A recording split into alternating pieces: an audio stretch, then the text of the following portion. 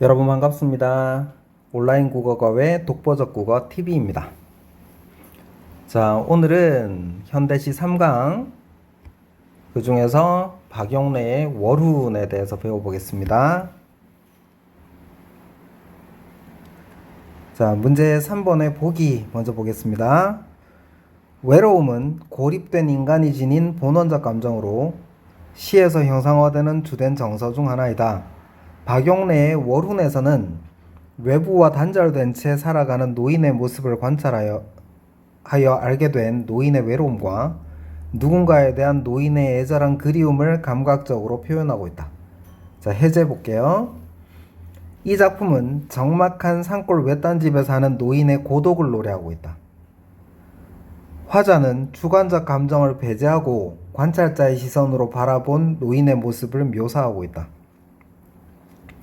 노인이 사는 곳은 첩첩산중에도 없는 마을의 외딴 집으로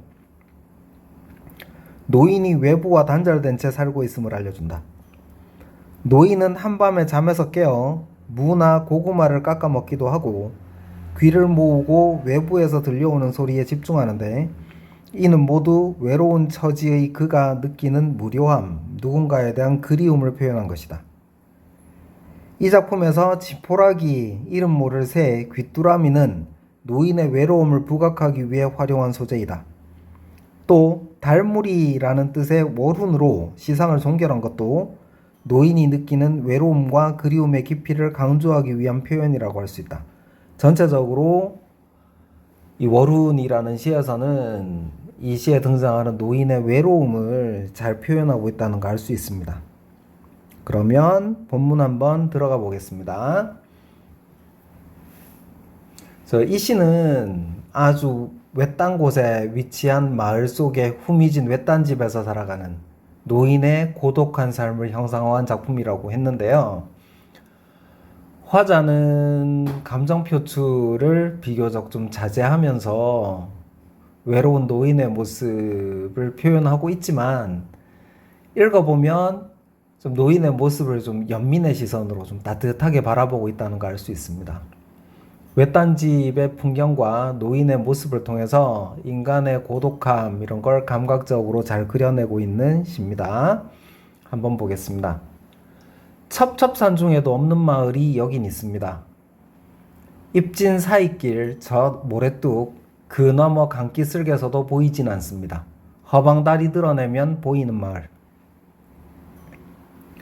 첩첩산중에도 없는 마을이에요. 깊은 산속입니다.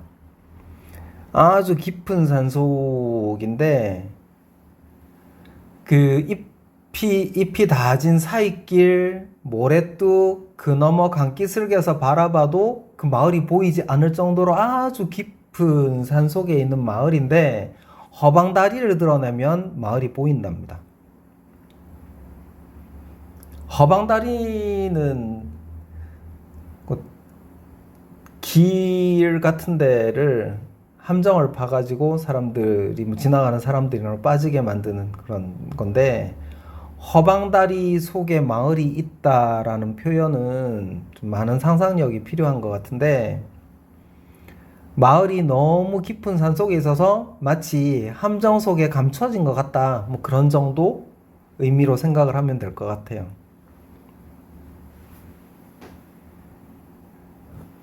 아주 문명과 동떨어진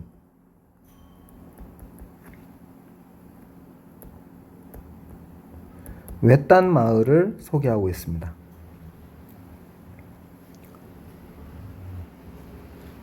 갱속 같은 마을. 갱은 광산 같은 걸 개발하기 위해서 땅을 판 구를 말하죠. 갱속 같은 마을, 굴속 같은 마을. 꼴깍 해가 노릇꼬리 해가 지면 노릇꼬리가 되게 작죠. 노릇꼬리 해가 진다는 것에서 짧은 겨울해가 진다는 걸 알 수 있습니다. 겨울인가 봐요.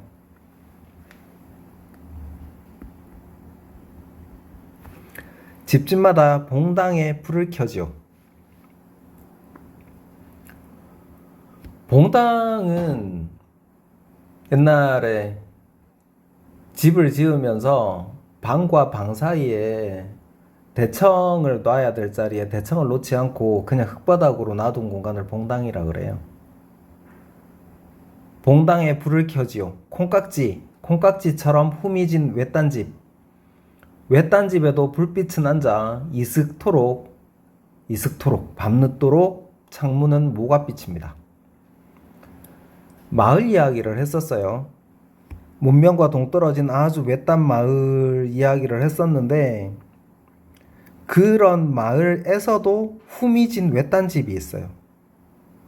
그러니까 시선이 외딴집에서 외딴집이 아니라 이 마을에서 외딴집으로 더 모아지고 있다는 걸 알 수 있죠. 그 외딴집에도 밤에 불이 켜져서 늦게까지 불이 켜져 있나 봐요. 이 외딴집은 문명과 단절된 마을에서도 제일 구석진 집이니까 사회나 문명과는 거의 완전히 단절된 집인 것 같아요.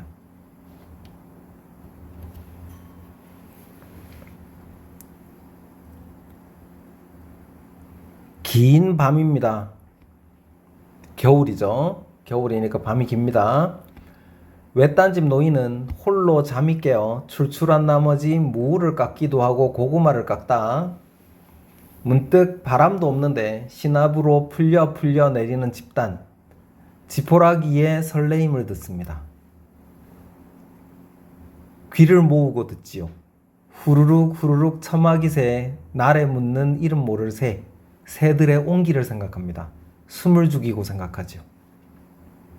자, 이번에는 노인이 등장하네요.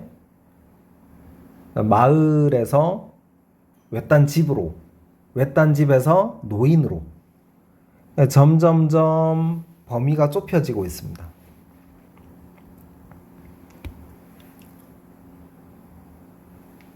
그럼 이 시는 시선의 이동에 따라서 마을에서 외딴집으로, 외딴집에서 노인으로 전개되고 있다는 걸 알 수 있습니다. 그럼 시상의 전개는 화자의 시선의 이동에 따라서 원경인 마을에서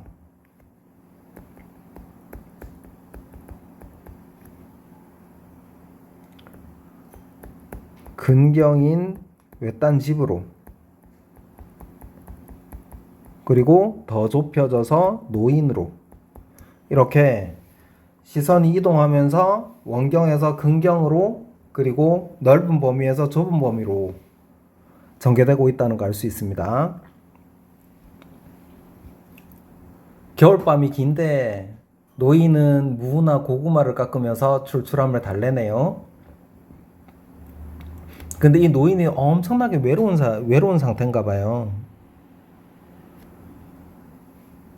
그러니까 지푸라기 묶음이 이렇게 풀려서 떨어지고 있는데 그 소리를 들으면서도 마음 설레해요. 누가 오는 게 아닌가.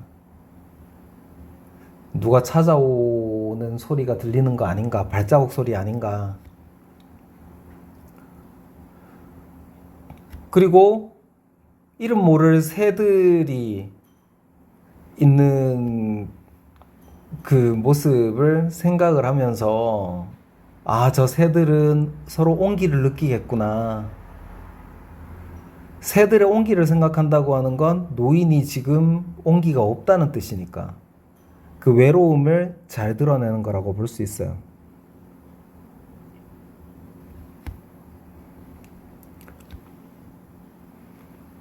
네, 긴 밤입니다. 긴 시적 허용이네요.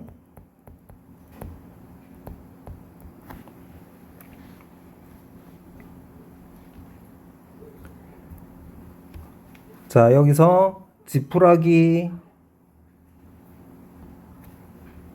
새 이런 대상들을 통해서 노인의 외로움을 부각시키고 있습니다.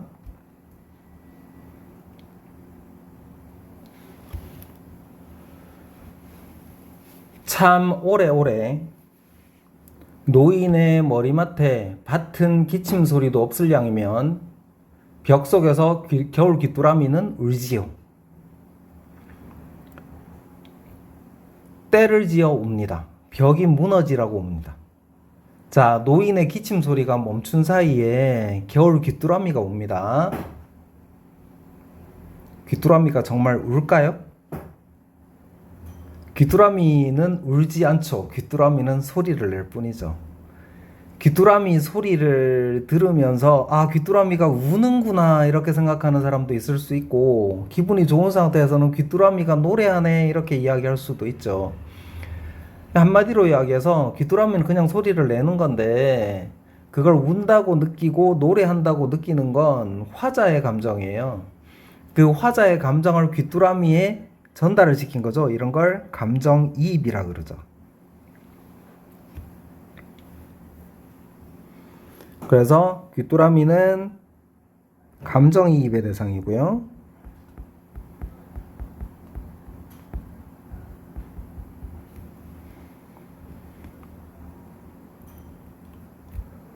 자, 겨울 귀뚜라미는 웁니다. 그냥 웁니다 했다가 때를 지어 웁니다. 많아졌어요. 벽이 무너지라고 웁니다. 점점점 더 큰 소리로 우네요. 점층법이죠. 점층법이고, 점층법을 쓴 이유는 노인의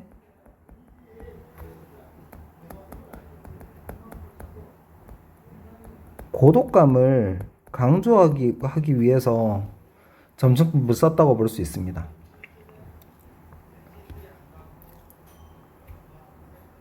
자, 어느덧 밖에는 눈발이라도 치는지 펄펄 한방눈이라도 흩날리는지 창호지 문살에 돋는 월운, 아까 나왔었지만 월운은 그 달무리입니다. 달무리.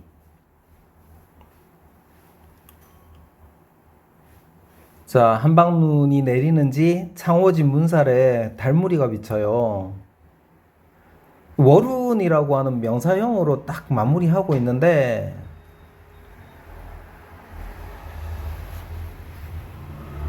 일단은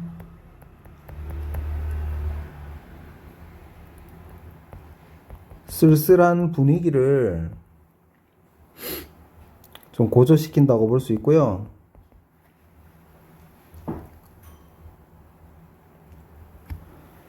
명사형으로 마무리함으로 해서 좀 시상을 집약시키고 있어요.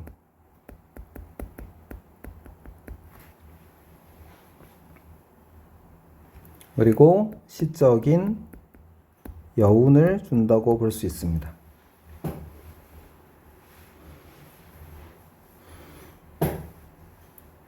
아까 해제에서도 아래쪽에 보시면 월운으로 시상을 종결해서 노인의 외로움과 그리움의 깊이를 강조하고 있다 이렇게 표현하고 있죠.